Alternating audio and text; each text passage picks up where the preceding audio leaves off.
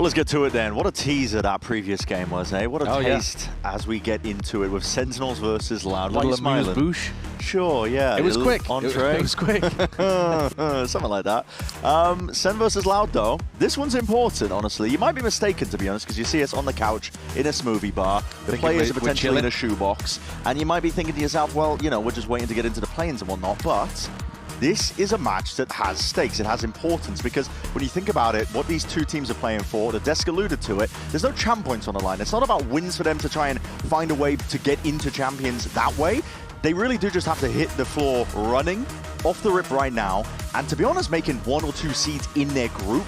Now, number 1 seed, that might be a little bit too much for them to reach with the way that 100 Thieves are playing currently. But there's a very real possibility that they can potentially overtake G2. And the other team that might be the contender is each other, Sentinels or Loud. Yeah, it does sound a bit crazy when we're putting it like that you might be able to jump over the heads of G2 after we just saw them decimate C9. Yeah. But I think this is one of the moments in history where G2 have looked a little vulnerable. And so if you are rooting for one of these two teams to make it to a top 2 position in the group, you've got to hope that they're capitalizing on every possible opportunity presented to at least put themselves in a position where they could do that. And this match is one of those. It also gives us our first opportunity to be able to look at Sen, look at how they want to play, how John's going to lead the team. Because last week we saw them honestly put together a really good win on the board in very tough circumstances. It was. I mean, they were given a lifeline, really. A lot of players individually stepped up. Cortesi on the opening map as well. He was lights out. And obviously Marv stepping in for them as well, helping out for them all around. A map pool, it's something to discuss really here. I mean, Loud actually opting into Lotus as an opening map, which is interesting. Yeah, that was the one map that they ended up losing to Crew, but I think you can kind of put that down to Crew just being a... Is it rude to call them a one-map team if they are a one-map team? I don't think so at this point. I mean, there's enough evidence for it, isn't there? So, on the other side of things, if you're looking towards map 2, both teams really like Breeze. This is one where I think both squads are very happy to be here. So Sen are using their map select on a map that Loud is super happy to be playing. I think Loud will be really content with this map pool overall because also Sen then get rid of Summit towards the end, which... It's not that we know who's good or bad necessarily on it between these two teams. We've seen Sen play it, but that was without John. They did kind of destroy. Saw some awesome moments coming out from Joe in that ace. Is still stuck in my head as one of the best plays I think we'll see all stage. But it's high variance whenever you get a new map. You don't want to leave it to a coin flip necessarily. With Summit being played, obviously you can tell there is a slight delay as we're getting into the game. Now, I don't know what the issue is. I'm seeing players stood up. I need to see asses in seats. I need to see this game get underway, but I'm sure we're going to be correcting it soon enough and we will be getting to it. Yeah, you're going to go out there and sort them out?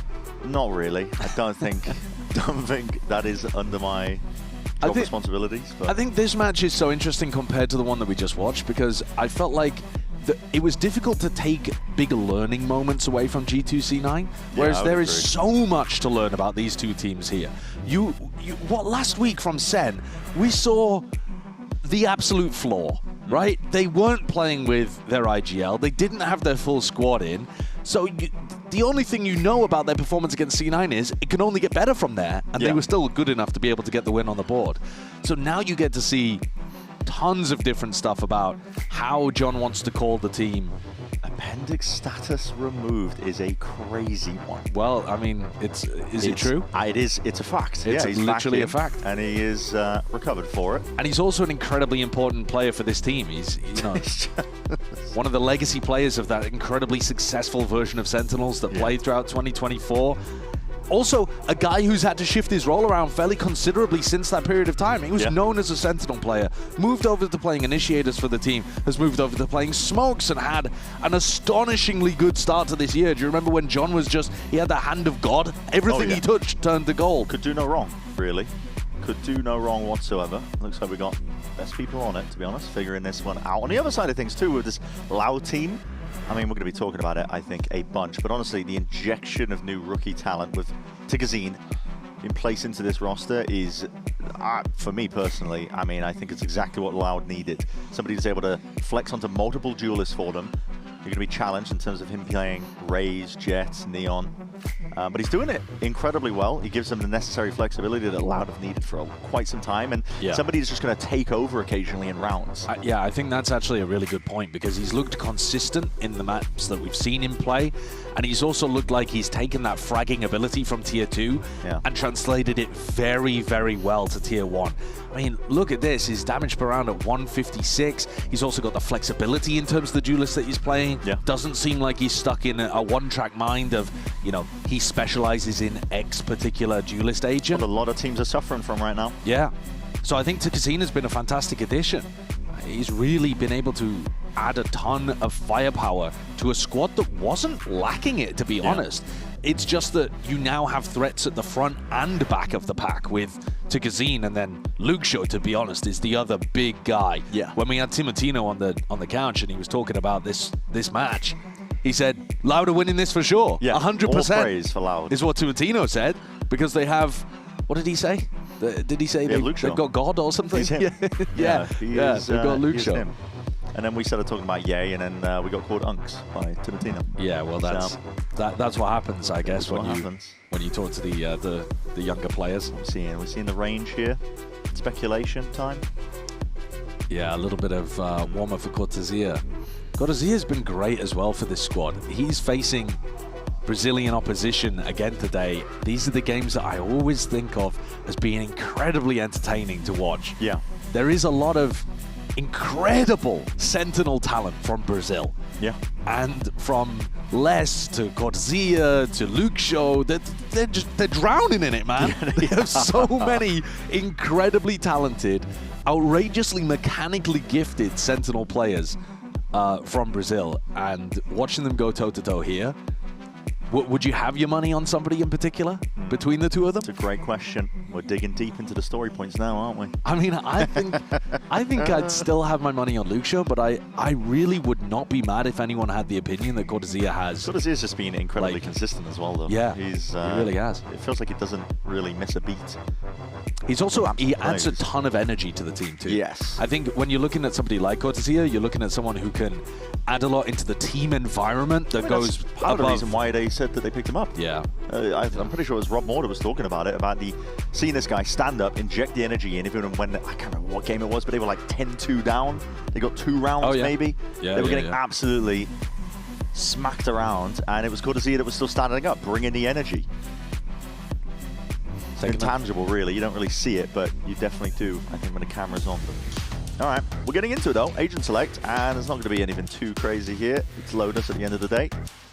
Yeah, I mean, we have seen some teams experiment with running double duelist. Loud just played against Crew who played double duelist on this map, but instead both of these squads going for what you would consider to be the most standard, fundamental, principled approach to Lotus, which is this idea of having your hard Sentinel, having your Viper, being able to play extremely well on the defense side, but also giving you lots of options to play both fast and slow on attack. It's something that both of these squads will be used to. My eyes on the attack side are going to be firmly on John QT. I think this is such a great opportunity early on a map that rewards attack side IGLing to look at what he's going to do with this team. Is he going to call lots of fast rounds? Does he want to try to put himself in position to impact the round enormously as a lurk player, which he can do and we've seen him do in the past? What style does he want to run with, and how good does SEN look when they have their full squad actually out here on the server? Yeah, a real test of form, really, is what we're looking forward to with this one. That's what this stage is really about, is making sure that you do look as best as possible before you get into that essential either play-ins, or if you're lucky enough, you've been playing well enough, all the way to the playoffs if you're able to skip it. It's definitely a luxury. A lot of teams have got their eyes on it currently, and these two teams, I think, are going to be also gunning for a potential spot. I mean, if SEN could dodge the play-ins, that would also mean they dodge a rivalry revenge match with Kaplan and Caillou, the former coach and former IGL of Sentinels, who are currently playing for M80. That's what awaits SEN if they don't make top 2 in this group. And matches like this could define who even has an opportunity to contest G2 for that kind of spot. I can't agree. I think we still have a lot of questions in terms of where G2 might be form-wise. These two teams might be looking to hold a candle to them, but for now, they've got to get through each other. And we could be looking back at this match right here, right now, as one of the more pivotal ones, I think, over the course of stage 2. What defines potentially your run of whether or not you can even make it to champs. But let's get to it. And Lotus, questions are going to be answered, no doubt about it. Eyes onto Sentinels for their attack side. How do they look after a big long break? We finally get to see the full roster put together. And it looks like Sen want to take control of the game early. A B pistol round. But Loud have got people ready to receive. Yeah, they do. Slow going for now.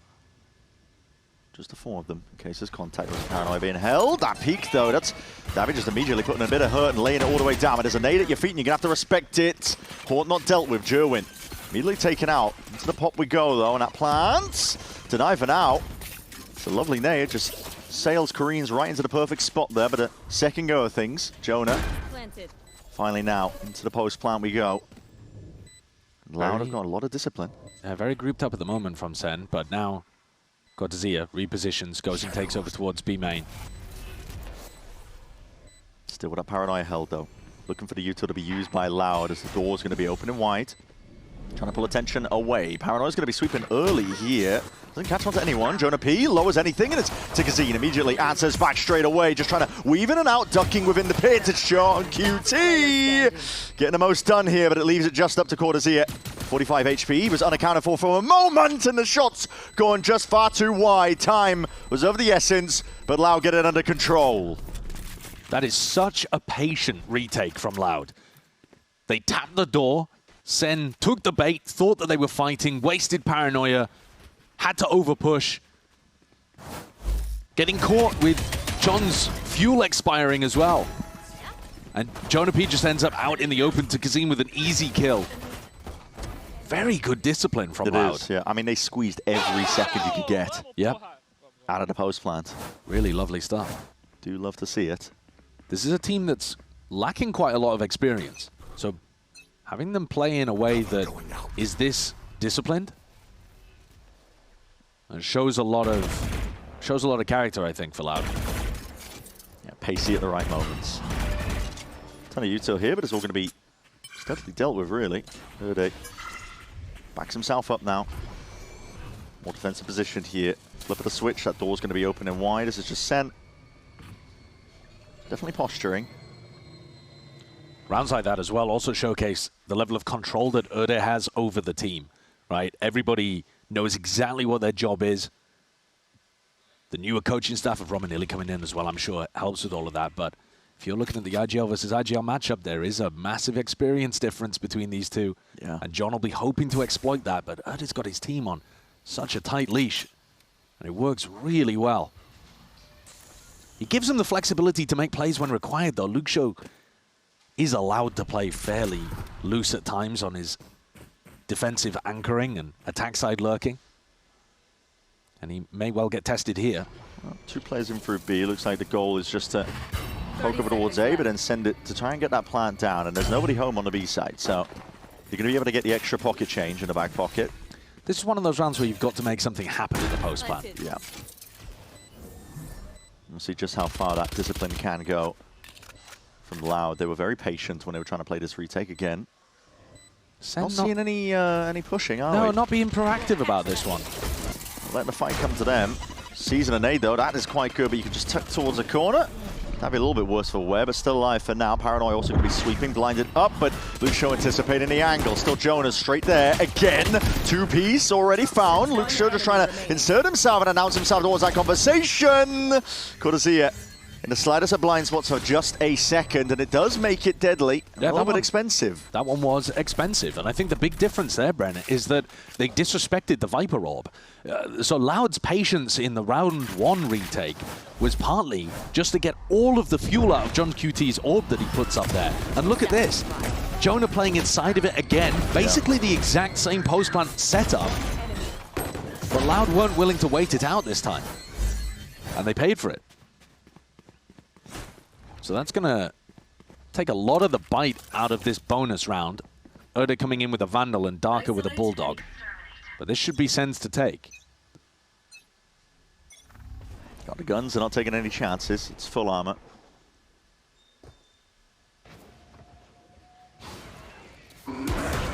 Like I said, it should be Sen's to take. All things considered, that's a crazy risk to be taken, but... Yeah, just... Yeah, that's with the rifle too. That's a pure gamble on the bonus round there. They're just banking on the fact that his A players were telling him there was a little bit of noise being made. And just hoping that that was an A-lean default. Interesting maneuver. Yeah, walking out through your own one-way. Yeah. A one-way to put it. You won't see them do that on a round that isn't the bonus, though. No. Unless the brainworms have got them. Yeah. That's Tickerzing going to get spotted here by the Prowler. I don't think Jonah's going to let him get this gun. Well, but at some point he has to give it up. He does. He's defending it for now, but how much do you want to fight over it? That's the question. Because again, Tickerzing, he's no slouch. Sheriff in his hands. But still, Jonah P, good level of awareness here. Door's going to be open and wide. Luke Show, you sneaky lads. Waiting for the right timing over this one, but again, similar gameplay, and we're just, I mean, what are we witnessing? I mean, that was a bizarre one. They hadn't cleared Darker behind. I'm not going to lie, tripped me out for a second. I thought they were on the same team. They hadn't cleared Darker behind the box the entire time, and then John's clutching his chest. I think it gave him a heart attack as well. Yeah, that's a funny one. Okay. The 6th player of Sentinels. I'm not talking about Tarek. It's just, I mean, yeah. Confused me. Yeah. Okay, that round, though, extremely light buy on the bonus from Loud. And Erda took a gigantic gamble at the very beginning, and it didn't pay off. So now we get to see our first rifle round. If this series is about learning where Sen are at with their main team, rounds like this are going to tell you so much. Going back to the opening default here. Just smoke a bit, bits and pieces of the util to see if he can lay claim to Mound. It's given up freely. Jonah's been prioritizing getting that ult online, so Nightfall up very early here, considering it's a expensive ult. You're hearing the Thorns, but not much else. Wondering where the setup could be. Just trying to see if they can fish for the break on the Thorns. John clearing that high ground position as he Might scales get cleared here, though. He needs to be in a very sticky situation, potentially. He's got the orb. He'll be able to cross. Just enough fuel in the tank to potentially just weather the storm. Meanwhile, ult's expended. It's going to be Nightfall scattering. Erde can't really hear anything, but still just going to be sidestepping into this one. But all that damage done. Barely alive. Sliver of HP. The Paranoia is just a last-ditch attempt to see if he can try and live in the process. Now we're going to see it. Season and nade. Going to be deaded early here. It's Joan going down from Tickerzing. Brings it into the 4v4 to retake. Fast now. Off the cuff here from Loud. Already with that control over towards Waterfall, but they need to account for Redux's position. He gets a dink straight through the wall. He's really going to be backing up and away, trying to play off his team's pressure, but that orb in their face does cause difficulties. Redux is basically on an island here. He's going to answer in kind. It's domination from him. Now Vandal in his palms. He's making it sing. God, Redux is one of my favorite players to watch at the moment. I love the risks that he takes in spots that are dangerous, and his raw skill is really pleasant on the eyes. I mean, that little one-tap there as he just swings around. Super tight angle. But also, John plays that round perfectly. And he really barely has any impact with his gun at all. But as soon as he identifies the team is that Loud are trying to re-clear him over towards Rubble, he calls for his squad to accelerate. That's exactly how you want to play a 4-1 attack side. Your one player who's the lurker realizes, oh, if they're trying to threaten me on A, they must have a lot of bodies there. And that means that my squad can get in much easier on the C side. A little smile there from Ewok. He's happy about that one. Yeah. Why wouldn't you be?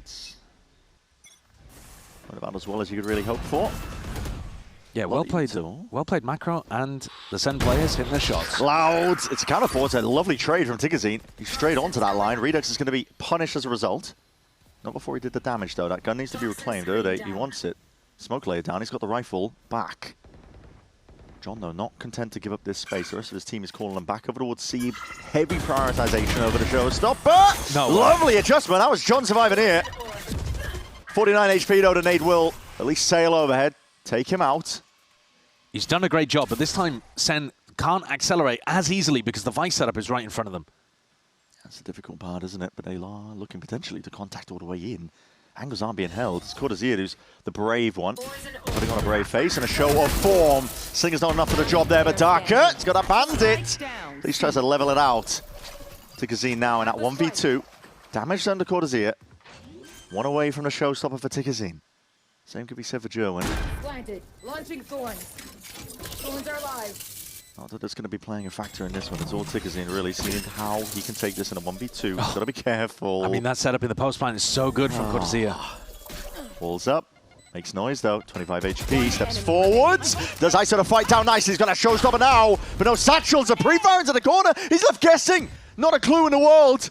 It's all played for. Holding of the breath from Cortezia. He's on 9 HP himself. He didn't want to show even any signs of life. Not a sound. But now finally, it's all on Tikazine. He's got that half earned already, sticking all the way forwards and through for Cortezia. Swings, plays it well with the punish. 9 HP, the difference in that round, and that was with lighter weaponry from Loud. They definitely made Sen sweat about that one. But there were so many good moments there from both teams. I love the way that John plays it over towards Rubble. I can't believe that he's able to get back into that space as easily and still manages to get a kill out of this. How on earth has Erda missed that one? It's absurd. And Cortezia also loved the way that he's utilizing his utility in the post plant there and played the clutch pretty beautifully too. But Loud are keeping the pressure on despite the fact that they're now down a round. But these Rubble mid-round reclear fights have not been decisive for them. No. If anything, they've actually just opened up opportunities for John to either win the round through his calling or his individual skill. So they've got big tools here that they could utilize to just brute force this one forwards. They haven't really gone for any fast plays. It's usually just been pump fakes and away, but now we're going to see it, finally. Bit of emphasis being placed onto it, but what a shot by Erde. Okay, straight to the temple. Jerwin's taking out Darker, flooding in off the team's pressure. Loud, putting on a hell of a defense. And just like that, the Sentinels' offense is just going to be crumbling beneath them. Redux has the spike, has an ult, but really, he's got to hunt for a couple of individual kills, I think, to even just make it one step more winnable. Yeah, I think if he gets a pick here, though, he might well commit the ult to this. Might send it. Could be preempting it at the back of his mind. He just needs a kill or two to go his way and potentially could take it, but no. Double up there, bit of a high-low. Darker, who was instantly on the scene of the site. What a shutdown. Loud looking way more comfortable as soon as Sen increased the tempo. Their reaction was immediate. They knew what they had to do. Instead of playing the retake like they were over towards B, Erda in that tuck position that Jerwin didn't clear, gets the shutdown and then everyone floods back in. Completely boxing Sentinels in. No space given by that showstopper at all. No.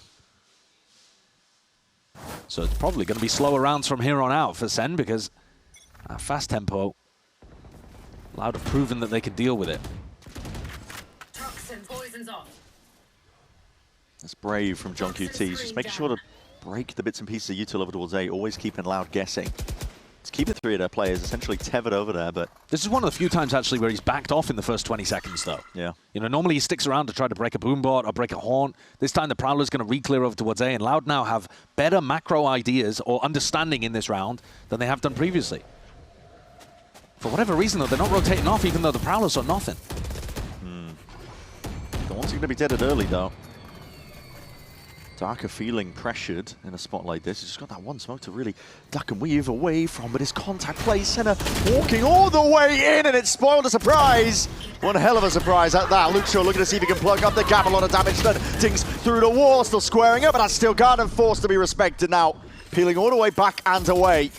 A lot of damage done, though. This Nate could do some serious work, and that's it.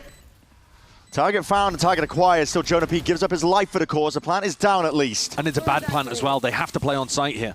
Both players now, Cortezia and Redux, going to be forced into uncomfortable territory. Still waiting for the cooldowns to come back online. There's a horn there, but as that, again, top of the head's just pointing to towards the top. Cortezia and Redux doing it all on their lonesome, essentially. That was a very, very tough position to be pushed into.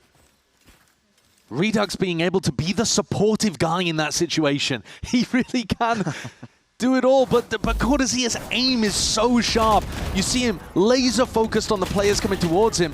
You thought normally, I mean, his aim would have to swing away to break the horn. No, Redux has got his back. 100% trust from Cortezia in that situation. Nice!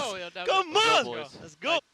Cortezia stays laser focused on the opposition and shuts down the retake. It's a big one. Loud are getting boxed out of these rounds.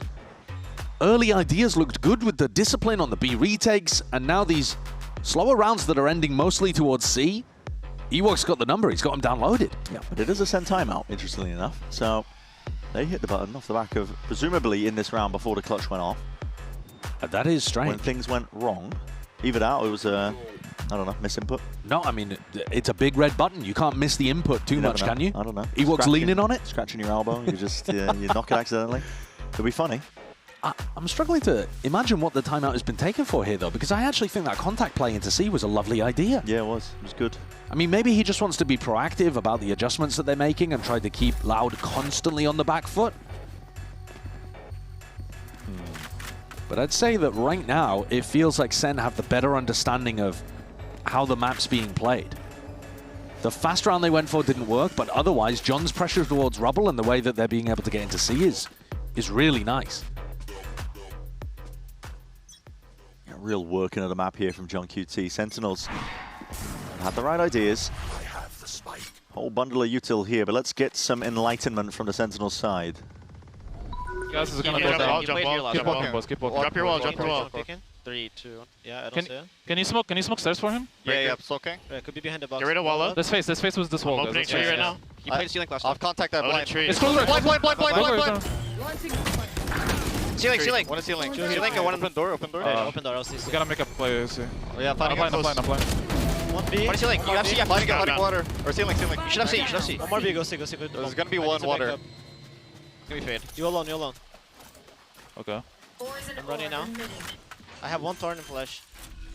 They might go fast, I know you have a brawl. You going to all or? No, I'm not. Alright. I need to reload. Cortez is one thorn. We can throw a flash for you. You do have full I've gas? got no 20. Wait. Can you get gas when you have it? Yeah, well, I have now. One water. It's gonna go down. Go down. It's going down. 2 water. I've got. One more water. Just hide. I Thorn. We're thorning. Amin has a gun. He's a Thorn. We can walk out with that I can thorn. flash for you behind you. Poison orb emitting. I'll break. Cortez can look top side. I can flash. Flashing. Poison's off. Sack me. Ben. Top side. I'm playing. Off. You go first. Last player standing. Needs half. Count to two. You just go. Nice! I mean, let's Come go. on. I love that you die so Welcome back. the second. They are playing these situations so damn well. That is nice. That was a lovely little listening from SEN's side. Nice. Beautiful communication of things that they could do for each other. Yep. Not just things that they wanted to do themselves, but I mean, that was really nice stuff. I will say, though, this was a 5v3, and Loud spotted an opportunity to try to close out the round there and then at front B. Bro, I love that you die so I can win the second. Bro, look at me. You died so I can win the second clutch of the day, bro. But I think Loud, when they're in a 5v3 like that, Tikazine fights front B and Erda opens the door C. Yeah. You do not need to try to force 5v3 rounds. You don't. And it's ended up spelling to the defeat of Loud so far here again. Sentinels are going to be sending this one straight up through into the A site. For as No much fear as whatsoever. Yeah, for as much as we were complimenting them on their discipline earlier on, they absolutely lost it there. Losing track of things, but yeah, can't sing the praises enough for Sentinels off the back of that listening here. They are in a prime position now. Jilwin just one away from the ult. Love to get a little eco kill to his name. Something to look forward to as we get into round 10. This is essentially cleaned up at this point. Yeah, this round had very few threats in it, and I think SEN know that they can go faster towards A on a round like this. Jilwin should go hunt. Yeah, even if he dies here, no problem really. He's just looking to try to get this orb online. Prowler as well to try to set him up. He's not going to go for not it. committing to it. One enemy remaining. There we go. All right, good to see, good to see. Seemed like he wanted to back off in that situation and someone told him, nah, just go get your kill. Send it. They got money. Ooh. Davi did reclaim the rifle. That'll help a little bit with the money, but to be honest with you, it's rounds on the board that matter here. Yeah. Way more for Loud.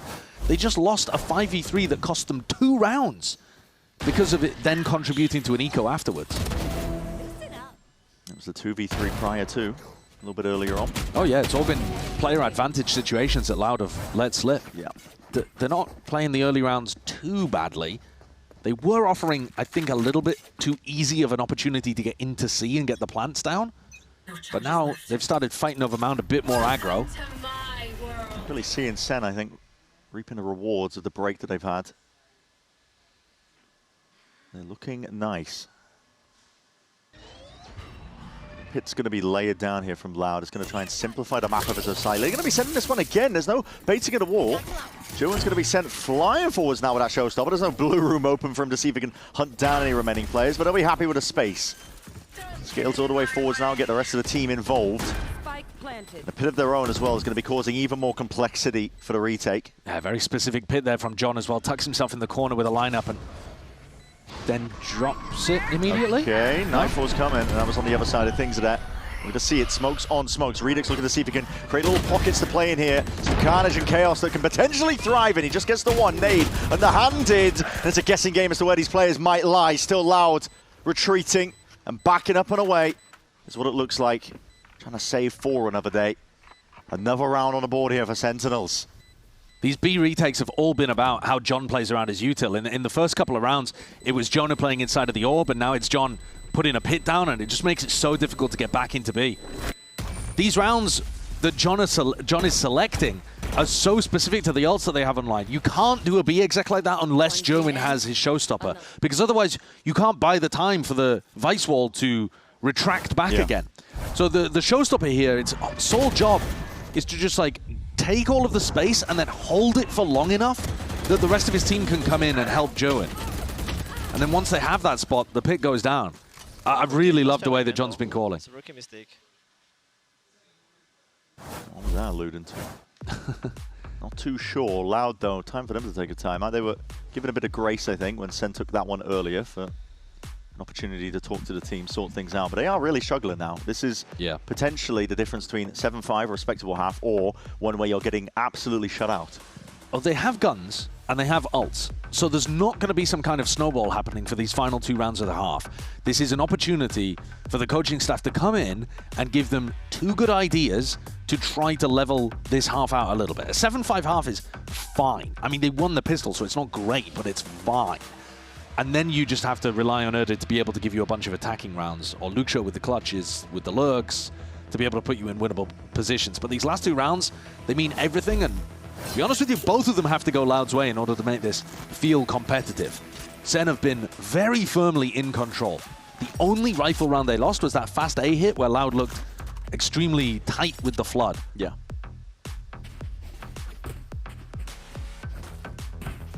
I think something they could improve on are these rubble reclear ideas. To be honest, it kind of feels like they've given up with them because the execution wasn't good enough. Loud have started also fighting over towards Mound a bit more, but Sen have not really been contesting this ever since they made the adjustment. No. It was the early rounds, like you said, beginning of the half, but not much since then. And beginning of the half, Loud were playing bunker setups on C. Yeah. Whereas now you see Vice swapping over towards A. Erda making it his responsibility to grab information on C. Jonah. It's posturing like there are more players here, and this is crazy from him. All the way forwards, baiting the wall for the team. He's alone doing that. They're making it feel like it's a B to C default currently. Loud are hearing these noise cues, and actually there's a double lurk potential over towards A. Again, now more fakes. Big call from John here, faking like they're going over towards A. The Prowler clears it out, though. Erda, I mean, at least spotted. Top of his head. He's got to be careful. Does have the TP to get out. I think Loud actually do have a decent read about this. The Prowler was important. On rubble too. Yeah, Luxio's getting deep on rubble, so they're going to be able to stack bodies over towards C. Tukazine is in the perfect spot to give Loud a massively important round. Another fake. We're going to be throwing ults into it, apparently, just trying to make the most of this one. Tukazini's running over towards it, but they've called it off ever so slightly. Still Sen, prime now to pound straight through this smoke. As it dissipates, it's going to be Nade sailing. Erda now under that pressure. A really hot position. We're going to see this one with a showstopper that just goes and leads, claims that 1 kill. Still Sentinels flooding in. The exchange of the fire here brings it into a 2v2, but time against them. Spike needs to be reclaimed. It's not been picked up. John doesn't have it. He needs to earn these kills. He's got to circle all the way back. Where is it? Top of the box. Finally gets it.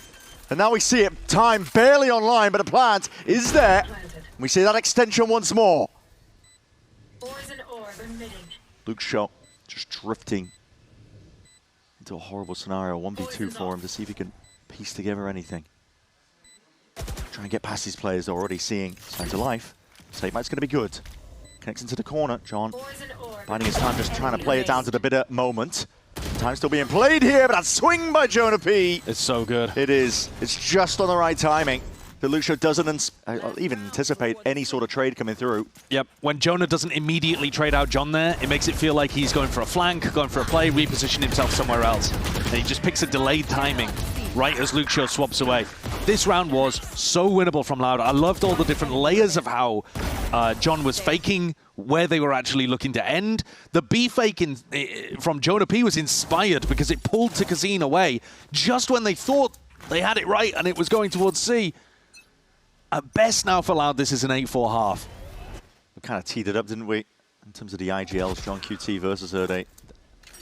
Monumental difference in terms of the experience. And I think you're seeing it made manifest. I mean, if you're getting kills like that too, it's really everything going right for you.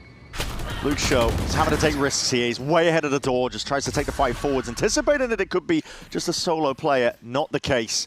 Loud are crumbling. Erde might feel like he even has to take the risk and force the fight. Same with Davi. They don't have their own Viper Wall to be able to escape, so Davi's got to back into B. They're left guessing constantly. Most of these rounds have been SEN digging themselves out of player disadvantage situations, which is remarkable considering that they're up 8-3, but this is one where they've got a 4v3, a player to the good, and they found the empty site again. I mean, just so much good stuff to say about the way that John's been navigating this on attack. Season's going to be landing where they anticipated, but lucky for SEN, nobody is home. Still, John goes down in through at B Avenue. That's going to even it up into a 3v3. It's given Loud chances now. And they're taking this very individually, Brent. I mean, he's so far forwards. Who else is going to be playing here with him? Absolutely nobody at all. He's pulling Util out at least. They're going to be gliding back to the rest of the pack here. The Hornets at least clearing a portion of the site, but there's a smoke in their faces. They've got to get past this one now. Jonah P, just 50 health to work with here, but he is shutting the door in their faces. Redux to play off that pressure once more. Davi left alone to his devices. A 9-3 half is what Sentinels have earned up. It's been clinical from them. Switching sides. Another spot where Redux just gets to play off a teammate. I thought it might descend into individualism towards the end, but Jonah dances on the edge of it so brilliantly. Like you said, baiting out all of that retake utility and then falling back into a spot where Redux can swing off his contact.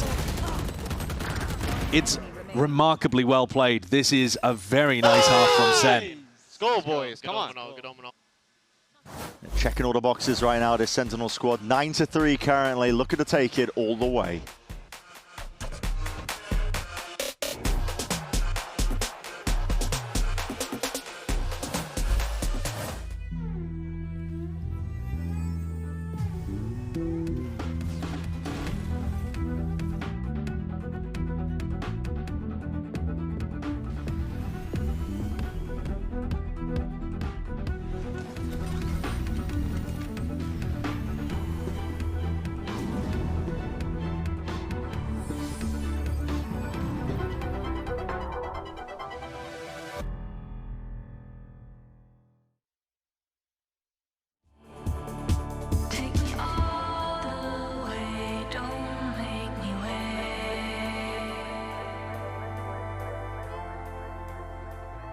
Coming to the game day, I'm going to feel a little bit more nervous than regular game days. Definitely more excited and 100% more pressure.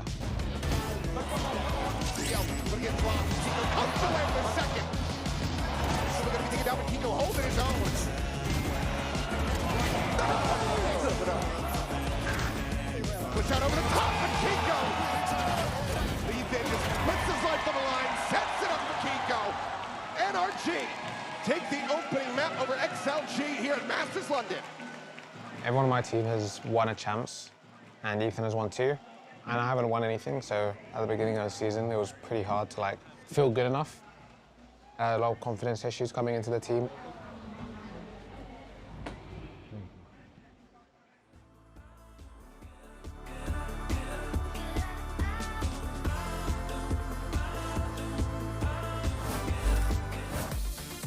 Let's get to it then here. 9-3. Loud still all smiles on a lot of their faces, to be honest, despite the fact that they are down these 6 rounds. And again, bit of a correction from us here, but we're seeing it now. Lock in as well with a #1 VPN, ExpressVPN. Make sure to scan that QR code on your screens and get involved here. But it's the Sentinels that are looking Honestly, really, really nice. Finally getting a chance to stretch out their legs a little bit with John QT back in the main lineup.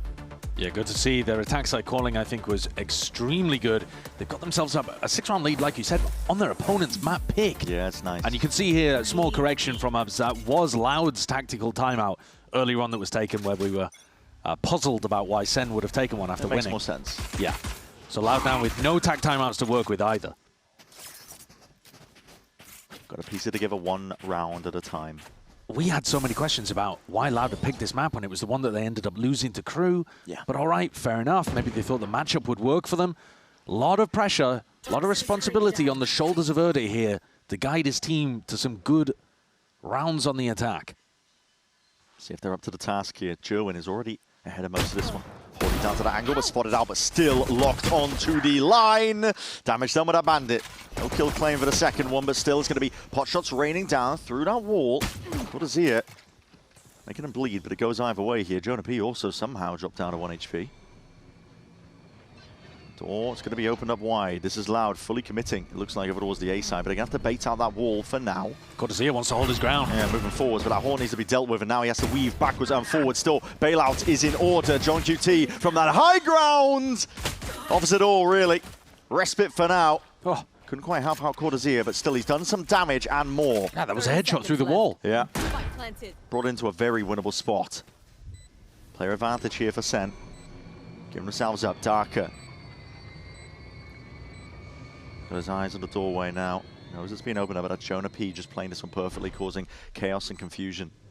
Trying to pull the attention away for these Loud players for now, but Darker's back onto the line. It's going to take some real sharp shooting on display. Instantly traded once more. And Davi, it's only 6 HP to his name. It's not enough to get anything done.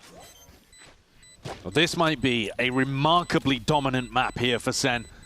Loud are going to be in a spot where I think they kind of have to force down 3 to 10 on their map pick. Yeah. SEN utterly in control since round 3, basically. A tiny little blip. A single rifle round lost. Otherwise, they've been immaculate. Flattening them. Digging themselves out of tough positions some of the time as well. In other times, Let's go, boys. really, really in control of the game. And Loud, they're not going to go to force. They're going to play to try to run this one all the way back, allowing SEN to get up to 11. Okay. Didn't feel like they got enough kills, perhaps, even though they got the plant money down. And SEN are not taking any chances. 4 Bulldogs. Yeah. Judge in the hands of Jerwin. Yeah. No reason to really min-max when... There's always the possibility of Loud forcing into it. We know they are not. You don't need to get greedy. You only need 3 rounds. Yeah. Playing this one out, though. Jerwin, potential for this guy to feast. And there's no prowlers. Oh, dear. No prowler at all. Loud gearing up to this. The one player you do not want to feed Alt Orbs to, and Jerwin could be primed for absolutely everything now. Oh, my. It's a blender! Thrown into the mix. Almost unlucky to not get a follow-up onto the last 2 players, but he's definitely softened them up for now. For the follow-up and through. Cortezia spraying them down, isn't he? Hail of bullets barely whistling past the heads of these Loud players. They're getting the plant down at least. Darker got an ear pierce in there, I think. Yeah. Don't know how he's living in the midst of all of this one still. Making it really uncomfortable for these Loud players, and with the judge in his hand, it's not exactly a gun you can really take the initiative with. Being peppered from multiple directions, picked apart at the seams of the way that Sentinels handle it. Well, if this is SEN's form on their opponent's map pick, what the hell does the rest of their map pool look like? This is immaculate stuff. It looks really clean. They've not been wasting time in a break by the looks of it. No. We were talking at the beginning, I think, about this series, I think, being almost a statement of, can you contest? Can you potentially reach greater heights of pushing to potentially take a 2nd seed spot in your group?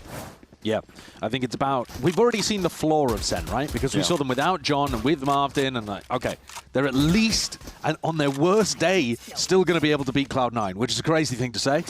But at their best, we have no idea. We don't know, honestly, what the ceiling of this team looks like in Stage 2.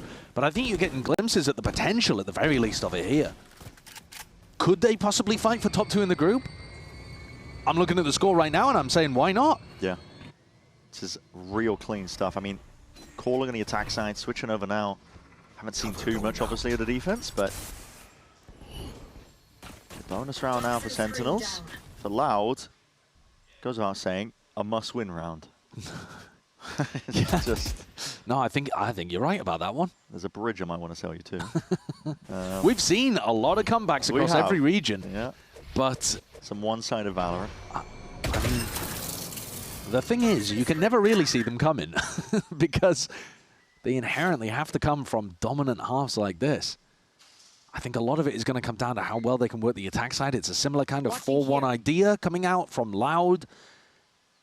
They're meeting John on the defense side, who doesn't have a snake bite. This is a pretty weak side of the map over here. I don't think John's going to stick around for too long. Yeah, and Senna just left guessing, basically, in terms of where players could be at this point.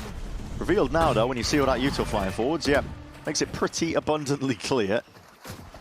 Plant will be going down momentarily alongside it. It's going to be calling for the Sentinels players to gear up, but all this util, lay it down, double thorns into the corner. Louder in a pretty nice spot here with a post. See how they take it. Sen don't have a lot in terms of utils. A Paranoia maybe to work with from Redux. Sees. Yeah, nade over towards Tikazine as well. Could be utilized. Doors opened up as well, causing distractions. It's Cortezia. That Paranoia does sweep, indeed, and that's going to be even more. So Sees and a nade potentially into the corner. Haunts overhead. Doesn't reveal too much at all. Kills like the flood in here and now, and Loud at least putting on one hell of a show. And a beautiful round for them. It is flawless, and it needed to be. If there was any way back into this map, it would come with rounds like that. Being able to build up your economy, keep it in a really safe place, build up towards ults and start to snowball, sure. Yeah. All of that good stuff would happen, would need to happen for Loud to have a hope to get back into this game.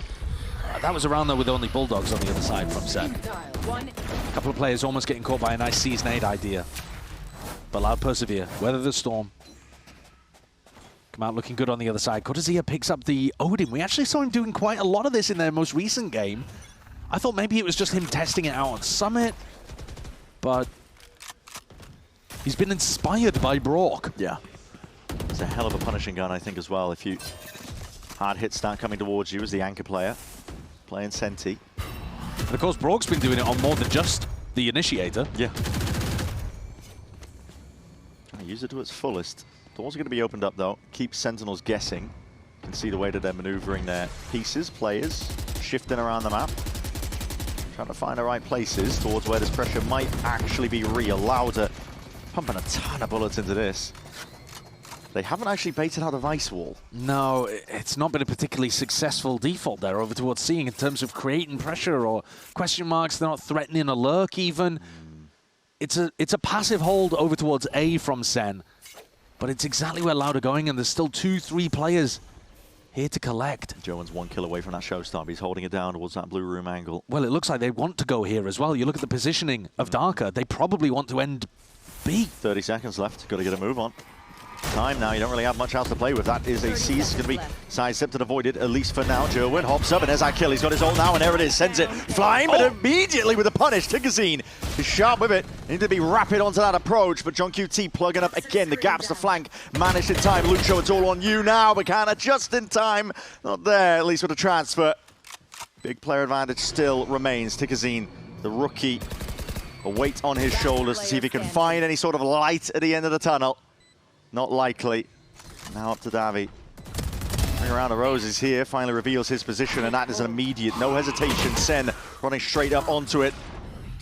It's all recognized and all handled here. Can barely get themselves onto the spike in time, but Sentinels are just looking pretty fantastic. It goes without saying. Yeah, I think Loud make it too easy for them as well. The lack of pressure, baiting out the Vice Wall, breaking the Thorns, this kind of stuff over towards C, it just means that there's too many bodies here for them to be able to get through. Even when Tikazine manages to get the shutdown on the ult, they don't have the time on the clock to be able to go back to B. So that means that Darker's basically out of the round, just taking a random 1v1. Yeah. Hello, you need that. Joey, that's your mouse. Oh. Yeah, those glass skates will do that. Just sent it flying. He really did. All right, eyes on Jerwin. Can he still hit a shot after that? Is the hardware broken? Is it all right? Or are we going to see pause the Technica? Pause the Technica when they have 8 rounds to be able to close this out? I mean, please. No, I beg you. I beg you, no. Luxio's going to pick up the op here in an attempt to just change things up and find anything that works. Win. Surely got to be careful in a spot like this, but still just looks to gear up and take the fight. Not even posturing, just straight up.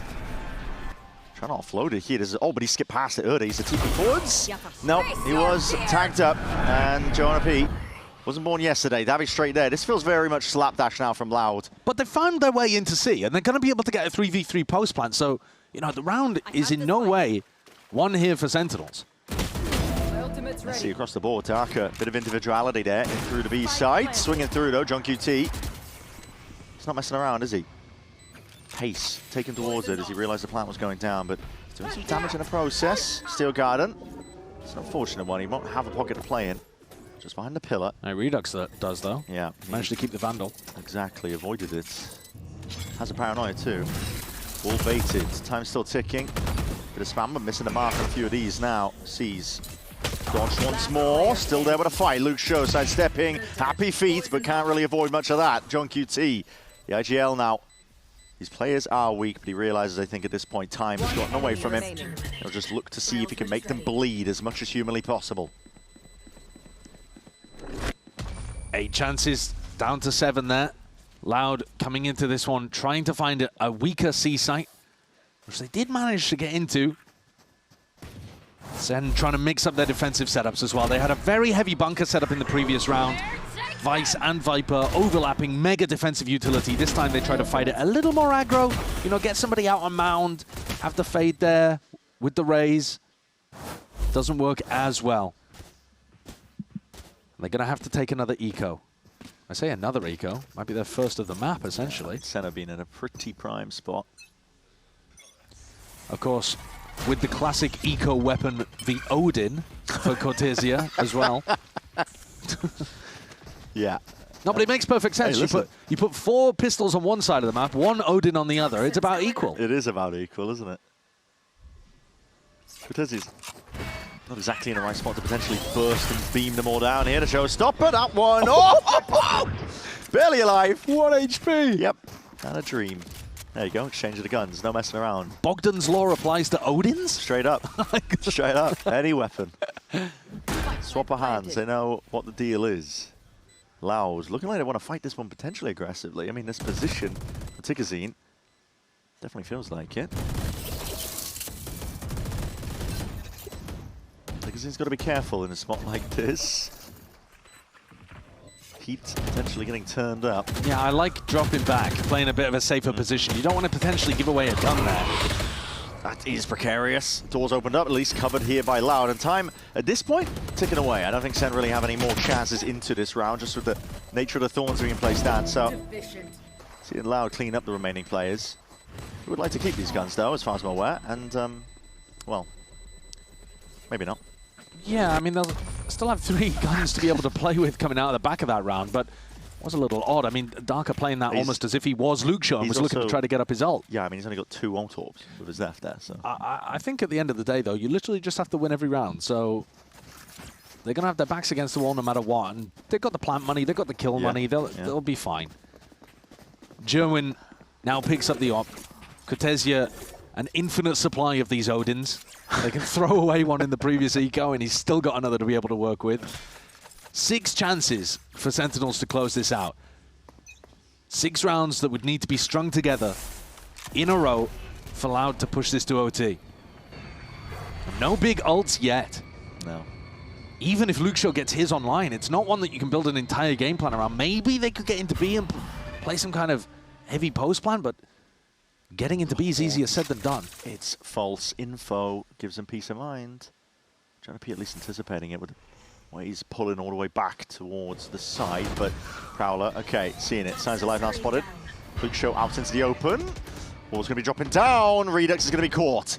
Trying to TP forwards there as a cheeky play tried to make, but Loud are aware of it, on top of it all. Yeah, I think they've seen him do that one before. Yeah. Tons of pressure now on Jonah P. Now he's going to try and see if he can put a stop and stunt this attack approach. Loud really trying to fly forwards here, taking it piece by piece, trying to dissect most of the site. Sees up towards Heaven as well, just in case there was a player there, but they're calling for the pause and a patience played. Ah, it's not ideal. Cordes here. That was just as the one-way went down. Yep, still, you can just see directly underneath it, trying to at least transfer there with the Odin in hand, but now just up to Davi, and this is all over the map.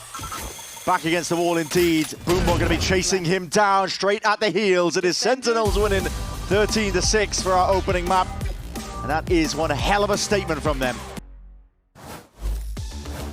A lot to play for here if you are Loud heading into Breeze. Already getting a bit of a spoiler there. I can see one of the agents being played, which means we are going to see a different look in terms of compositions on this map for Sentinels.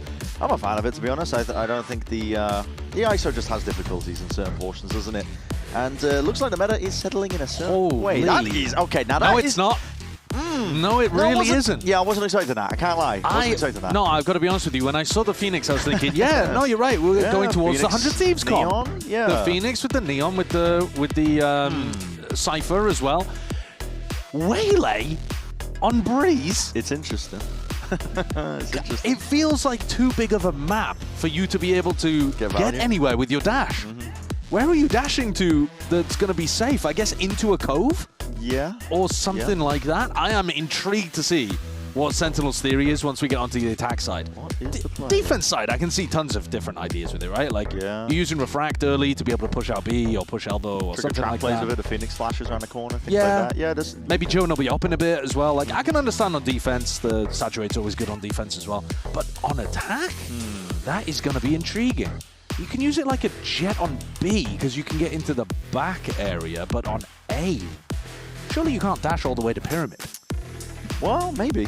I don't know. You can get quite a distance. I was thinking that. I don't know. Maybe. You'd have to test it. But I mean, we'll get to see it. We don't have to test it. We're going to see it. Like you said, yeah, we're going to see what the theory is, at least on the second half of Breeze. And really, we should put some emphasis, potentially respect on the name of Loud, because they are the ones who have to really find a way forwards here, because Sentinels just dominated map 1. It is now going to Sentinels map pick of Breeze, and this is a decisive game, genuinely, in the grand scheme of things. We've been bringing it up constantly.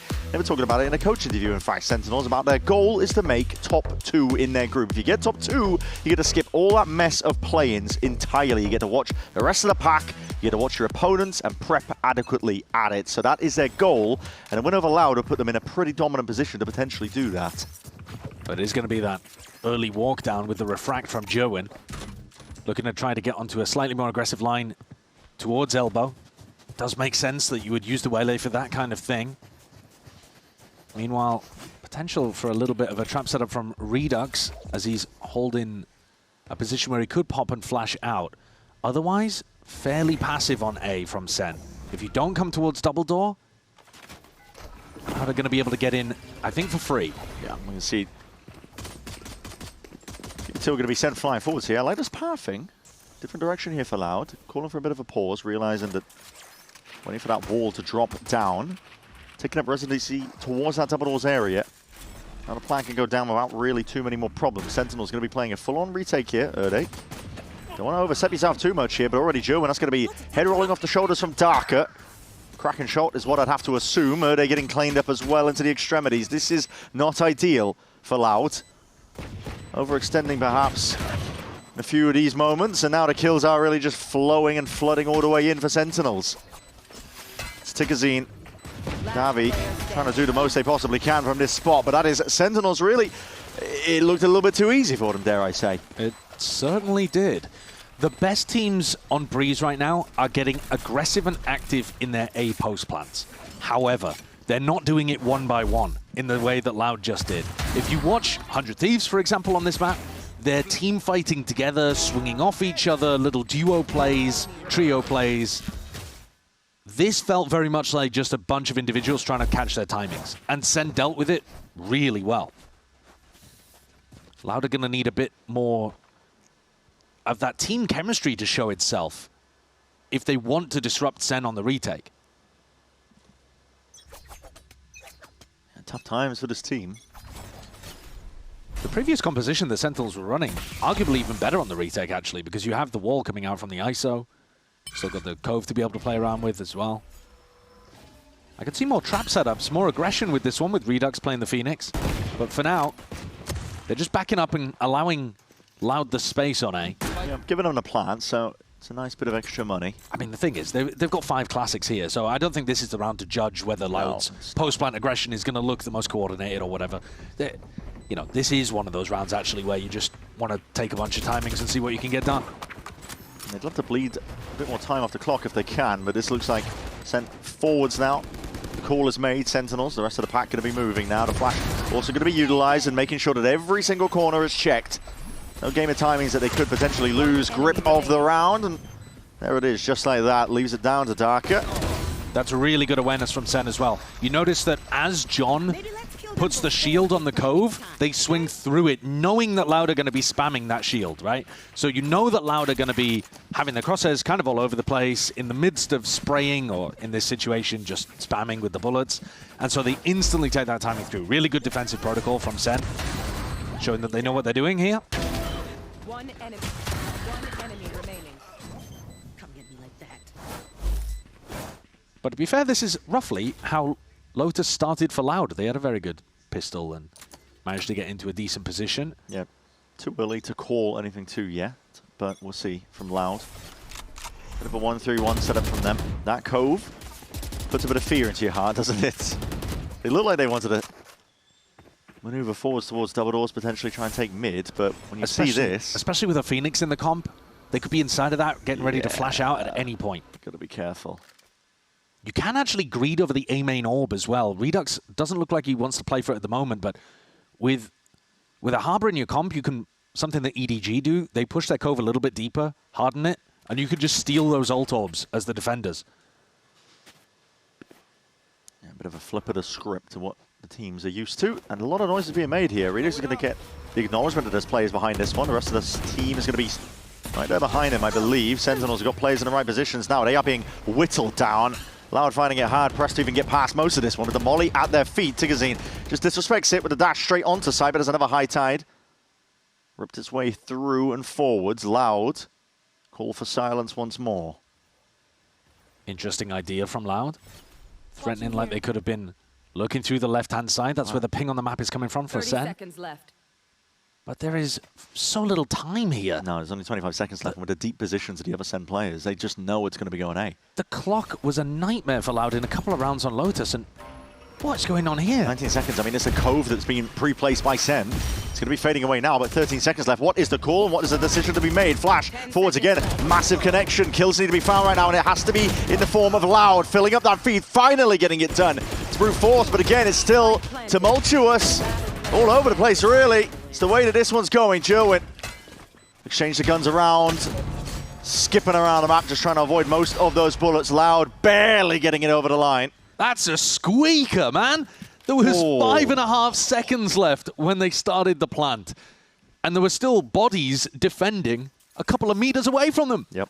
You are not gonna, so wrong. You are not going to get away with rounds like that all the time. They're going to have to play it a little bit better. Okay, 6 seconds. It's not much That's better. tons of time. It's not much better. It's not much better, I'll say it. Oh. And I don't think the cut of the noise really did what Erda wanted it to do either. Like you said, they'd already pushed out through B, so they were never wondering where it was going to finish. Jerwin, we were theorizing. Refract available. Tukazine's opened the door on the left. This is really dangerous for Jerwin, but he can play around as long as he's got the refract active. Now it wears off and he sticks around. He's confident. He's definitely that. Just backing up while there's a smoke in his face. It's good discipline here from Loud, aware the money situation. There's plenty in the bank that there could be an operator in play. They haven't seen signs of it yet, but still playing like it. They know that Redux has the ultimate, and they know that he was holding A in the previous round. This might be a read here to try to fake A and go towards B, hoping to pull that ult out and away. Luke Shaw. Peppered. You don't need to commit a body behind this if it's a fake. No, but they are anyway, aren't they? Trying to move forwards. Redux, though, he does have that ult at his expo. Okay, he's going to be... I mean, he needs to be defended. Cortezia, he's got it. And he's got it more when that came from, man. I mean, it's a three-piece from seemingly nowhere. Loud couldn't quite get it together. And there's that late insert of Luke Shaw. What was the play? What was the idea? I really don't know. 30 seconds left. I mean, it's just so odd to run a fake where you actually do push your Harbor deep into A. But there is no chance that this spike is going to be recoverable at all for Loud. What a round from Cortezia. Yeah. Pulling magic out there. We're looking at Redux thinking, is he ever going to be safe enough to pop an ult in this situation? Bro's got me stuttering and stammering with the play. Cortezia had to hold his back, and turns out, actually, Redux wasn't required. Cortezia just kills everyone alone. Don't worry, mate. I got you. He is having a better game as well individually than somebody like Luke Shaw that you would directly compare him to on the other side. It's darker playing the Sentinel here for Loud in this comp, but when you compare Cortezia to somebody on the other side, I think Luke Shaw's the more apt comparison personally. And Luke Shaw's had a bit of a quiet day. He hasn't been able to find that incredible form that he normally demonstrates or the good timings he finds. Instead, Cortezia's had round after round actually where he pulls stuff like this out. Yeah. He wasn't even the top fragger on Lotus. I think he ended up somewhere towards the bottom, and he still had some incredibly good rounds. We're talking about it, though, his consistency. Yeah. He's up there. Well, there's a lot of pressure now on Loud to deliver. Their economy's not good. Yeah, we'll see, though. What can they do, and what have they got at their disposal? Already a ton of Utah going to be offloaded up towards this B site. Has to go their way. Has to be successful here. And now, Loud. Let's see what they got. Nova marquinha na direita.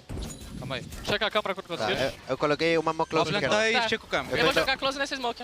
Eu vou smocar paredão de... Ah, não, fazendo um import. Pode smocar, smoke. Ok? Eu vou colocar na direita, esquerda também. Eu vou jogar, tem um na direita. Direita na smoke, na copa. Tá. Ah, só vou fazer tempo para o Davi ultar. Mano, vai acabar. Vamos ganhar no tempo. Vai acabar esse smoke. Só até agora. Tô na copa. Dois no bomb, backside, comendo.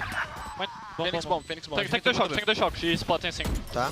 Primeiro faz o choque. Hello. Não, primeiro faz o push out. Dois Push out. comendo. Baixa. Aí, manda comer. Matei um. Ó, matou o defuse. Tá, tem choque. Vou botar o defesa. Vai acabar a smoke, boa.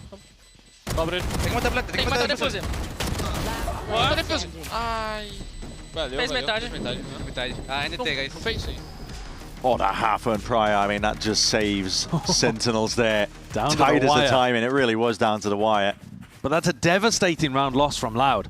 They put their all into that. It had to be where they found a little bit of momentum, got a toe grip into the map. And instead, they can't get it done. No. 2 seconds still available. Remaining. The retake, the team fighting and the way that Sen swing off each other, and again, Cortezia's just raw aim. 7-1. Not slowing down, and Loud cannot catch a break. We talked about it. They're going to have to dig deep here on Sentinel's map pick. Otherwise, it's looking like Sen are just really going to be walking away with this. A day of one-sided matches. Feels like a week at this point. And Breeze should have been a really comfortable map for Loud. It's one that they've actually picked into a bunch of times. Yeah. Like, they like playing this map. They've just changed their composition in the previous, so it's not like they've got the most match experience with this exact lineup, but still, I really thought that this would be a series that was neck and neck, and instead it hasn't been at all. There's been gaps. Massive gaps between these two teams. Now, there's some weight behind the words of Ewok when they were saying they're playing for that top 2 spot in their group. Yeah. Well, I was confused by Romanilli's coach interview, actually. He seemed to think that everyone was going to Sao Paulo. Bad news for you, buddy. Yeah. Yeah. I hate to not break it the to you. Case. You don't make top 4 in stage 2, you ain't going to Brazil. Who's going to tell him? Who is going to tell him here? It's risky business. Loud. Obviously on the eco, but that was a danger player. It's Tikazine with the blades, and can't even get the consolation kill there. No trade in sight, not with that light speed dash active. Lucho, no, the last one left, and not for much longer. It's going to be joining his comrades straight to the grave. That is 5-1 now. And this Sentinels are, listen, it's one-sided. It's one-sided, and we're starting to get into similar territory that we were at Lotus, where the ults are now going to start to go out of whack too. There's one last chance here, really, for Loud to be able to use Harbor ult, maybe a Cosmic Divide or something, to put together an interesting round. And Romanilli's going to call the tag timeout to try to push that one across the line and come up with a game plan. But if they fail right now, in this very next round, the whole map might be gone. The whole series might be gone. This is their last chance to stabilize. Big ults at their disposal. They've got to cook something up. They have to. But the ults are also available on the other side of things too, and that's one of the things that we didn't discuss too much with the Waylay pick. But that Waylay ult, could be destructive. I mean, with how tight the time's gotten, I think, as well. Absolutely. You got to think being able to slow down, you save that in your back pocket, the plan starts going down. Just one convergent pass, you're going to be dismissing it completely. We were really excited about this newer talent that was coming into Loud. It looked like they were rebuilding and putting the pieces in the right place. Bringing over David from Portugal as well, player that's been hanging around those up-and-coming levels of EMEA. But it's not come together today. No. It was Tikazine that we were more excited about, I think. But he's not had his moments to be able to dominate and take over in the way that we were expecting. It's Davi who's actually at the top of the scoreboard for Loud, but that's not actually necessarily a good sign for things here because he's 4-4. Yeah, that's that. You're in round 7, mate. Yeah, exactly. That's not good at all. They need to pick some other rounds up, and they need to be able to get themselves into like advantage spots in the post plants. It's still early days enough, at least in stage 2. I think that we're still left guessing as to where the groups are going to be settling. Bren, why is my Sova opping? Is it Mimi playing? Don't know. Listen, why not? You're 5-1 up. I think it's because Jonah just wants a passive position to rip his ult as well. Potentially. You can see the Reckoning is going to be sweeping forwards to try and cut this away, but there it is. Sova operator. I'll never doubt you again. No. He was opping, you know, for G2 previously, playing stuff like Sage. Watching here. Why not? Pulled it out. They got money in the bank. Why not? Spend it.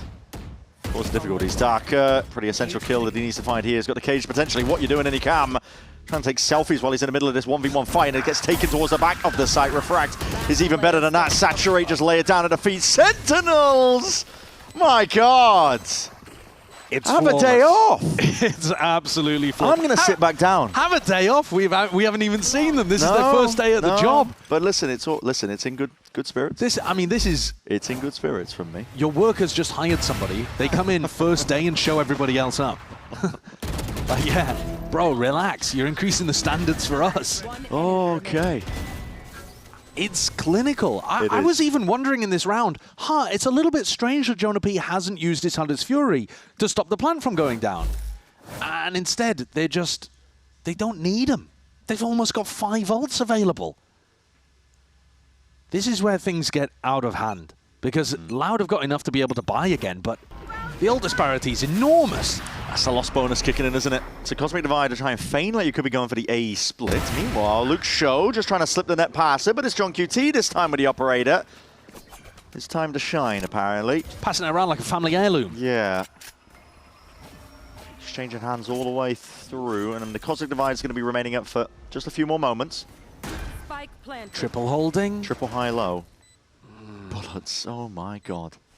I mean, hold your breath for that. They were triple holding, but then they smoked themselves off from the angle that they were trying to get a pick on. Holding this one. I mean, this top bridge position has been a nightmare for them. Liberty's taken. Now we're going to see the Hunter's Fury flying forwards. High Tide as well. Going to be ripping his way forwards along with that convergent passes. An abundance of ultimates now being utilized. Pushing them back and away. Darker and Erde. Find a footing now.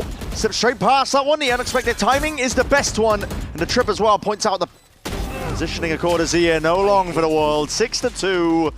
Finally, another round to break up some of this momentum. And this time, the post-plant aggression is together. They pick a timing to go through the harbor wall, but they do it together. All 3 of them. They also dodge the waylay ult, which makes an enormous difference. Otherwise, German would have picked them off easily. But look at it. It's coordinated. They're not just individuals taking their timings. They're a team. Good. Loud have remembered how to play Valorant together. They need more spots like that. Yeah, we do. A little bit more of that, please. Jilwin finally gets the operator. This time back through the mid double Zhang. Dart towards the top of it. Okay, he's got a refractor peel back. The shot just going wide. John QT left as a bit of an insert, and that pit is going to be posing some problems, I think, if Loud choose to go back over towards B. It also just means that SEN can stack 3 bodies in mid. They don't need to be too worried about putting bodies on the B site itself. No. Mid's a much nicer position for Redux to play in because it will let him be able to flood in and help his teammates easier. I'm going to go for a B split here. What is the call from Loud? The Sova op in your face is a brand new meta in this game. They swapped it around for Tikazine, I think, to entry with the rifle, but the drone spotted him. Yeah, tagged up. He didn't really know where to stand in a spot like that. A little bit too overwhelming for him. back in. The side control given up, and Jonah P, it's a hell of a fight to win. Cross map there with Ernie taken out, takes away time pressure. There'll be no Astra util to be using in the post. How is Redux going to feel comfortable to ult here if they don't know if someone's repushed elbow? It does feel awkward to use Phoenix here. Yeah, he's still going to be popping this one off now, along with more ultweather at it, but that's letting him up across the side. Darker pushing forwards as post-plant aggression, paying off now for Loud. Darker being that difference maker. 2v3 though still. Jonah P rapidly approaching from the flank and finally reveals his hand. A lot of noise being made, but the time is ticking away and just tucking to the side, dodging and weaving. Luke Show, 3 kills in a round for him. Lays it underneath his name. Loud are picking themselves up here. This has now been 2 rounds in a row where they managed to deal with a difficult situation and then put together some coordinated post-plant aggro. Good clearance on Cortesia. SEN not actually helping their teammate enough in that situation, probably. And the flood defense not coming through in the way that they would have liked it to. Redux getting shut down on his Phoenix ult super early. Very aggro angles that Loud were holding. And that post-line aggression is really the key to it, to be honest. The way that Loud have put these rounds together. Yeah, it's the big thing in the meta right now. If you're playing Breeze, you can't just let the defending team set up the perfect retakes on you. You've always got to be trying to disrupt it. Gearing up here. It's an attack side operator, Tigazine. Orb timing. Up and down. He doesn't get to choose it, though. Cortesia. Trying to get Joe-Win posters on a really deep angle on the other side, but the timing picked now to pop into B. Snakebite is going to be dropped down preemptively.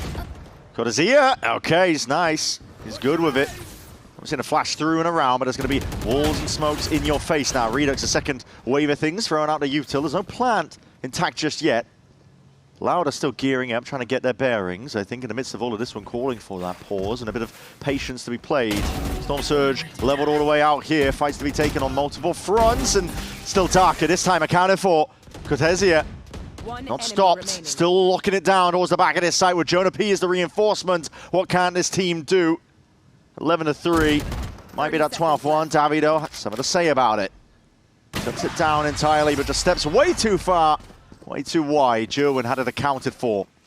I like this approach from Sentinels. They come in behind that high tide, flood 3 players into the site, and Loud don't really have an answer for it.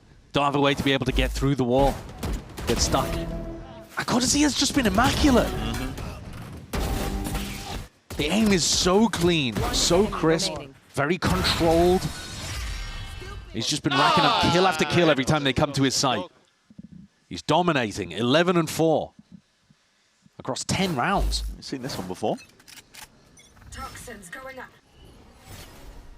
Here it comes again, Harbor all into B, and they are trying to push forwards into this. This is an aggro hold towards it into choke point. Now, I reckon he might just skip past a multitude of these players. Redux trying to insert himself in through the smoke, spraying away, but he lost track of where all these players are. Same can be said on the other side of things. Cortesia again announced himself to the conversation.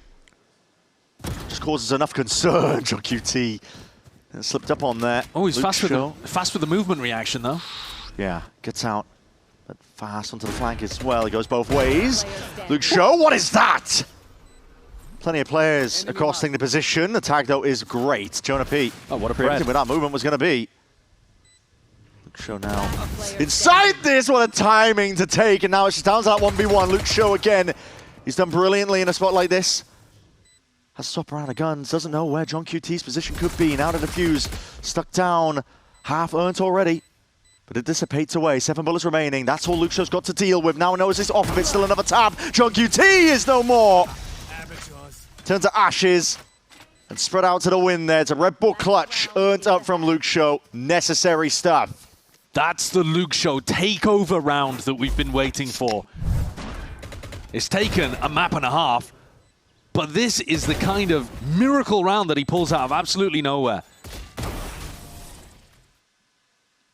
After Jonah P is distracting for the other flank to come through, the 90-degree flick to whack an opponent and then take a timing through a smoke is crazy. Absurd selection of kills. Yeah, there's also a big difference in attitude there, isn't there? Luke Show's giving it, and John's got the confidence to smile back at him. Aggro play off the rip outside of B main. Calls for that fast reaction. Loud, they make the right move with it. The snake bite dropped down because he's got to be careful here. He wasn't vulnerable up, otherwise he would have been done in just then and there. gets them a bit of a pocket to play in and gives some entirety to side control over towards A. But again, that post-line aggression, we've been calling it out. It's been essential. The way that Loud have been winning these rounds, and they want to take it one step further forwards now. Towards the back of it, though, plenty of players now, and Redek's just not quite ready for that fight to be taken. Jerwin, though, does at least respond. Turns it into that 4v4. Dart finally broken, dealt with, tip-tapping away. Got to see it straight there, but he is taken out once more. Tikazine, 10 HP, barely anything at all. One bullet to the chest, finally bringing him down. And Darker, late to the party. He's got a lot to do from a spot like this, and unfortunately, looks like Sentinels have an inclination as to where he could be seen and playing. The Clove, perfect to play around here. No kills going his way whatsoever. 8 rounds is what it's going to be here for Sentinels. John's done such a good idea of just staying alive in a lot of these rounds, so there's always Cove diffuse pressure towards the late round. That's what made Luxio's clutch in the prior so impressive, the way that he played around that. Honestly, I don't even mind this round from Loud. They at least push up together. They at least trying to take the fights together. I think Sen just got the read and outclassed them. Better team fighting. But Loud did start to get into things a little bit there. It's still them on the wrong end, though, of an 8-4 half.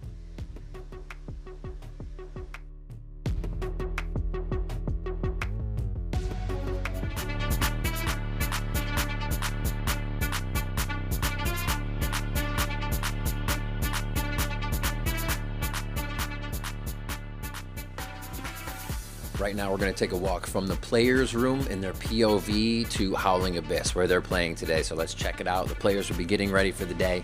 They exit their playing room, and then you head down the player hallway, where normally a lot of players are hanging out here in the morning, going back and forth to their room to practice, to interviews along the player tapestry here that has quite a few of the teams on it.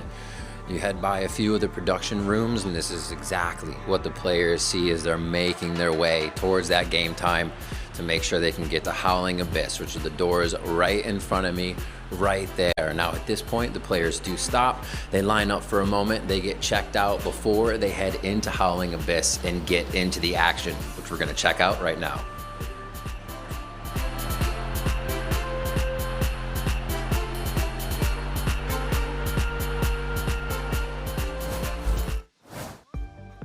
Eight 4 is what we're staring at here. 4 rounds that have been scraped together by Loud, and the question is it going to be enough? They're up against a Sentinels team that are looking like they really haven't taken any time off whatsoever. The break was used well and truly towards their favor.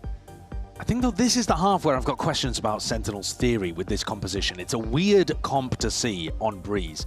The Waylay in particular, I think, is the part that I find most unusual. Yeah. And what is the pathing going to be for Jerwin? Is he going to be trying to get inside of smokes? Are they going to be using the Cove to create a little pocket for him to get into? Are they going to try to contact up before popping? In what way are they going to use the Waylay to justify the pick over something like, for example, a Jet or a Neon? Well, early days yet here for stage 2. I mean, these stats, though, are just someone else, really. Sentinels pissed around demons, apparently. I think it helps that they won every single one against Cloud9. Oh, yeah. But again, credit to them. They weren't even playing with their full team there. Here. Take flight. Let's see if they can keep that trend going. So Jerwin going through tunnel to start off. Being escorted up there by Jonah P with his utility, but taking a bit of a counter tag of his own, has to back up. So initial game plan requires some adaptation for Sen. That's a dash still, though. Gonna fall back here. Now we're going to see it. What is the goal? What is the game plan? It is a Cove, just to play in with the one-way.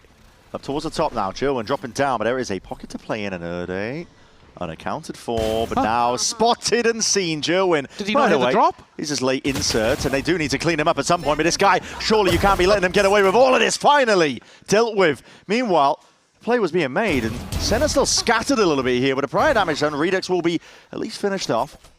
Now we're going to see this one taken. 3v3 into the pistol. It is chaotic, don't get me wrong. That is so bizarre. I mean, the original pistol round idea must have been to have some kind of B fake and then work their way into lurk positions. But actually, the spots are not that deep for Sen. No, 30 seconds left. The spike is in spawn, hasn't left. left. You got to get a move on. This one might be a rare John QT overcook, burn down the kitchen round. Uh-oh. I hope you have house insurance. Tikazine will have a chance, maybe, to stop this, but the wall should allow them to get in. Yeah, well, enough fuel in the tank, but you have 14 seconds left again. This could just be spoiled immediately with Tikazine claiming that kill. Darker in through mid. There is no more worries now, and that plan has to be committed. Tikazine knows how to play it. Just run him down and claim the kill. 3 in the round. Added to the tally, added to the total. A pistol round upsetting and bucking the trend the Sentinels have been relying on. I don't think that came down too much to the composition that they were running there. That was just a really elaborate pistol round attempt that I think the execution got a bit messed up on. It might have even been the case that Jerwin got so much value on that fake B insert, yeah, that he started, you know, adjusting, calling an audible off the back of it. Loud will probably be confused off the back of that, but so was I. All right. Cove as a progression smoke to be able to take some space. This is what you often see these Harbor teams do. Really difficult to play aggro B main into that kind of pressure, and it's going to allow Redux to just gobble up these ult orbs at B. Yeah. Fundamentally good way of being able to play the ecos, take the risk, take the ult orbs, set yourself up for an important next round. Makes a lot of sense. Teams have gotten quite good at this, I will say. Should always be thinking about it, but it's a real priority, I think, when you're playing these Phoenix comps. You've got to get that ult online ASAP. He's actually making his way back over towards A main as well. That was a headshot. That's nice. Didn't need to be. He didn't need to be, but listen, sharp. Redux was making his way over for that second ult orb of the round. Get access to this one here. Tavi, hold on. Gun doesn't really do the job there, but Ode still not accounted for towards the back of this pillar. Jumping in and out, buying time for the rest of his team to get involved in the action. Just a 2-round lead now for Sen. It's clean. But now we get to see rifles online. And Sen have only shown us one extremely convoluted round, actually, so far from John. His attack side calling, though, is brilliant. I say John. Normally, those pre-planned pistol rounds are actually more of a collaboration with the coach at the very least. Yeah. It's not like John's calling that one on the fly. Loud's comp, with the addition of this Cypher, which is something that they've, you know, recently added back in, it's going to be a little tough to get through. Sen, there's no messing around here. This is a full usage of the util. Full kit, really, from the Waylay. He's way ahead of most of this one-way now, and he's still taking fights towards him. Loud didn't stand a chance against it. The raw aim, the hot hand, it hasn't slowed down at all. Tigazine, though, just with that Sheriff, finds himself one, but that counter spam finds the target on the other side. Luxio and John have got such different identities when they're playing the Harbor. Erda with it all to do. 1v4. They took a risk trying to refight into A main, and they've left it all on their IGL's shoulders. Only with the Bulldog. Just 6 kills in a 1v4. Time ticking down here. He'd love to do some economical damage. Seems to be potentially the goal. Spray just not quite intact enough here, so Jerwin. He's going to get ult online off the back of that as well. Yeah, that's I think he'll be pretty happy. So Luxio is a more aggressive player on the Harbor, but you saw John get so much value on defense just by staying alive and creating that diffuse pressure with his Cove. Luxio's a more aggro guy in general than John is, but dying by refighting to A main, I think, is that's a yellow card offense at the very least. It's a bold move. And yes, it's on a bonus round, but it is the kind of thing that Luxio will do in general on a little more than you'll see from other people. Of note as well was that Jerwin just burnt the dash and refract instantly at the start of the round for A main control. Yeah, they used everything really, the full kit of Waylay, just to make sure that they could take that A main control with no trouble. So I guess what that means is they're just relying on the walls to walk out A. They're just going to walk out behind them. This time, just the drone is going to be used. Gives them that peace of mind. Out a runner back is going to be sent flying forwards. Redux happy to be the tip of the spear for the team. Stickerzine will take him out though. That needs to be accounted for. Sidestep for now, but that conversion pass, we're talking about it, the danger of it. Not going to be taking a double dash into the back of the side, despite the fact that they collected a couple of players corralled into the back. And Luxio mollied him. Unknowns across the board here. Tigazine at least there, alongside it. A rifle aim as well. Spam over the shoulder. Tigazine barely getting out. One bullet left to really play around with. And even Madada just Bladestorm now active. Pulls him out. Raring to go. Pause called for, but not a plan, at least committed. Jonah P. 2v3 for them. Sen were winning a multitude of these player disadvantage situations on Lotus. See if they can do it again here and now, but this feels like a very different setting. Loud are gearing up for it. John Tito dismissing his adversary, gliding to the side though. Quick dash, and even quicker thinking. Tigazine Slips his way around. Same could be said for Jonah P. Just trying to take this gamer timings. Moving his way across. He's missed it with a jump up. Moving around to the side. The blade's just going ever so wide. Still that damage is done. And the dart potentially there, but it's being collected with that kill. Tikazine, the player to count on. The rookie stepping up for his squad. A takeover round for Tikazine. Huge to be able to put that one on the board. Similar to the round that we saw from Luke Shaw earlier. Individually, just being able to go crazy and bailed out by Luke Shaw in that moment. Probably should have been caught dead to rights by Join earlier on. The Waylay ult just caught him. 2 players towards the back of Pyramid. And Luke Shaw from a passive position was able to throw down his molly and cause the duelist player of SEN to have to refract. And this is one play. This, I think, is where the Cypher is really tricky to get through. In theory, I think your Waylay wants to be going B quite a lot. And your Phoenix as well can go and gather orbs towards B. Like, I think this should be the side of the map that SEN want to favor with their sight pops. But it's also the side of the map that Darker's just going to be layering down spiderweb traps. Yeah, I mean, that one is it's tedious. Yeah. Drone for a bit of mid-round information here. It's going to be used out towards Nest. I believe broken. Does get acknowledgement, though, that there are players waiting in through mid. SEN now going to be sending it flying forwards. They have about a minute left. This high tide goes all the way, cuts through into main. Tikazine has to make a decision here, and now dash towards it. He will be punished. It was right there with the trade.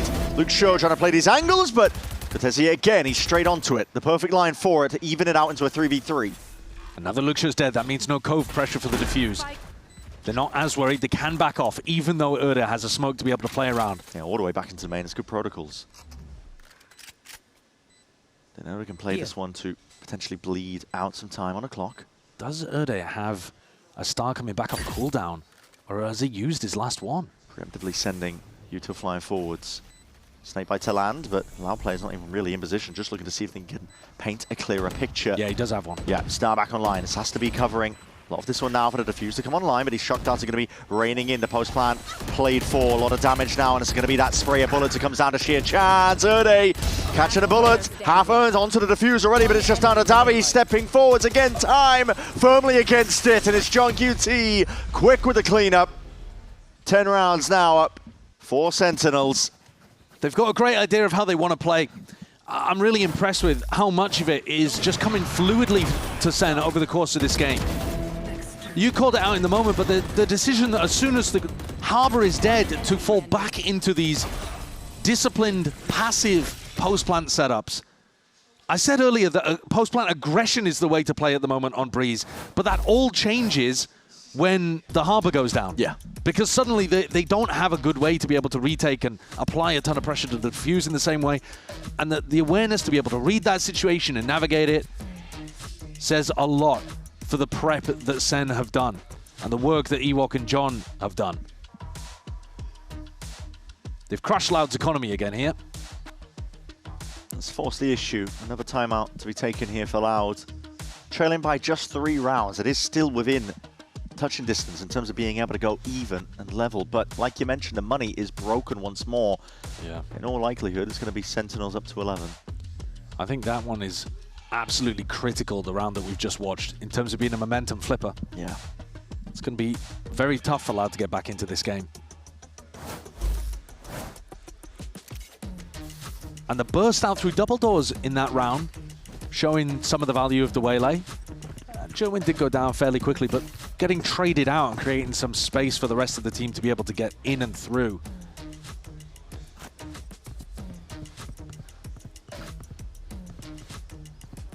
This is one of those rounds that SEN are going to recognize they have an eco advantage. Loud have got to take risks. Weapon in Luke Shaw's hands and to Kazine's. Both of them on the A side of the map, miles away from a SEN player that they could have any impact on. Big group up here. Dangerous in case it's a stack, but that's what the drone's for. Shorty in hand. Ode looks to take a timing, but there is a level of awareness that is there. They realize it and recognize it. It was called out at least. And now that backside player, Darker, potentially could have played spoiler, but he is mopped up. That's it. No more danger onto the B site. No. Loud are going to be fast onto the flank, but it's a rapid plant, so... It would have to be one of those individual magical rounds from Tukazine. Oh, and Jonah P barely alive. He's lucky to be alive, to be honest, and gets the information. Those where two of them might be, and look at Kudders here. I mean, already his mouth is popping off, rattling out commands, the information that he's hearing. Scurrying of the footsteps from these players.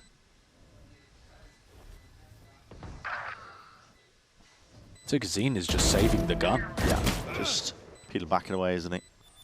I mean, that's no intention to play into this one. A little bit surprising, to be honest with you, but fair enough, he's still got light armor and a Vandal. But So I think SEN up to 11.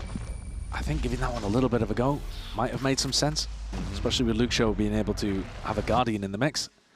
No matter though, a 4-round lead for SEN.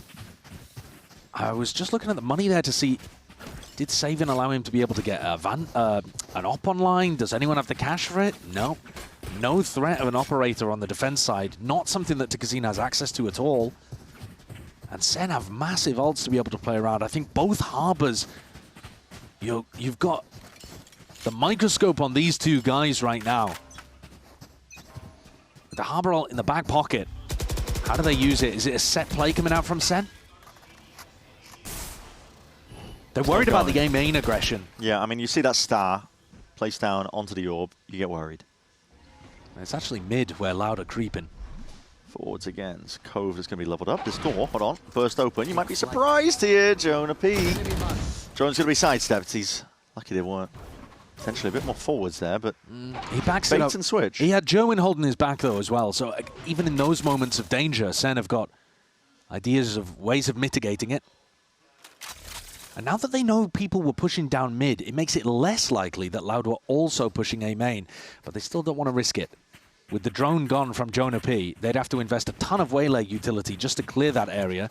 Instead, looking to back over towards B, hoping that Loud have kept this as the weak side of the map because it's where Darker is playing. Or contact or silent plays now, walking up steadily. Does Tukazine get any information to continue walking elbow? Elbow, here's it with a flash. That's surely going to be calling for rotations potentially now, but now you see it. Tons of util where that came from. Double dash now up and towards the over. Darker. He's got his aim well trained up towards that ceiling angle, but he's going to be traded momentarily now. Now Hunter's Fury up towards Nest. Davi. He's going to be sending it. Beams of light just scattering over towards the side, hoping for that connection. Players barely missing each other. We're going to see ults on ults now. Reckoning again sweeps forwards, but Redux, even though he's accounted for, he's still finding the damage because that peel-out, bail-out util. Saturate was perfect. Jerwin leveled it on down as that flood attempt was made. And just like that, it should be Sentinels up to 12. Davi's got no chance in this one. 1v3 where Jonah P still has Hunter's Fury at the back. Best case scenario, he just forces it out. Yeah. And he's got no money. He's got 200 credits in the bank. He's got to save the Vandal. It's another scenario where SEN have been able to play off each other beautifully. The saturate from Joen could not have been better. No. Landed onto both players. It's perfect. At the exact time that Redux took contact.